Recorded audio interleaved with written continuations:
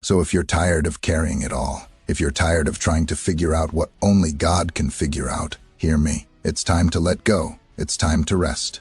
It's time to trust. Comment below, "I trust you, God." Hit that like button and make that choice today.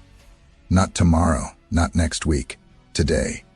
And watch how God begins to move in ways you've only dreamed about. Because here's the bottom line.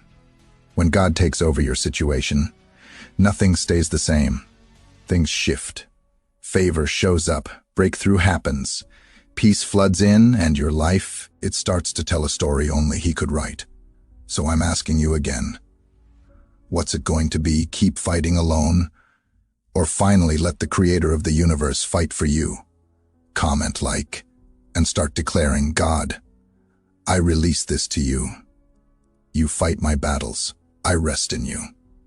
Now I want to talk to those of you who are stuck in your head. I know exactly who you are because I've been there too. Let me tell you something. The mind is powerful, but your God is more powerful. Faith doesn't ignore reality. Faith doesn't pretend everything is perfect. Faith says, "I see this problem. I see this challenge. I see this fear, but I trust God more than my mind." And when faith steps in, it replaces mental noise with spiritual confidence. That mental chatter, the overthinking, the spiraling, the what-ifs, it begins to fade because your trust in God becomes louder than your fear. Remember what the Bible says in 2 Timothy chapter 1, verse 7. God has not given us a spirit of fear, but of power, love, and a sound mind. Did you catch that? God didn't say, "I gave you a spirit that overthinks." He didn't say, "I gave you a spirit that worries nonstop." He said, "I gave you power. I gave you love. I gave you a sound mind."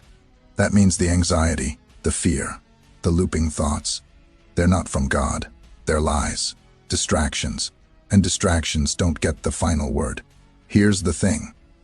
Overthinking is like trying to solve a puzzle that God hasn't finished yet. You keep turning the pieces in your hands, and nothing fits.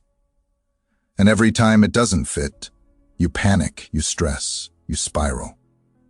But God's puzzle, He already has the final picture. You just need to trust the process, even when it doesn't make sense right now. So what do you do when your mind won't quit? You start speaking truth over your thoughts. You start saying things like, "God, you're in control. God, I trust you. God, I release this fear to you.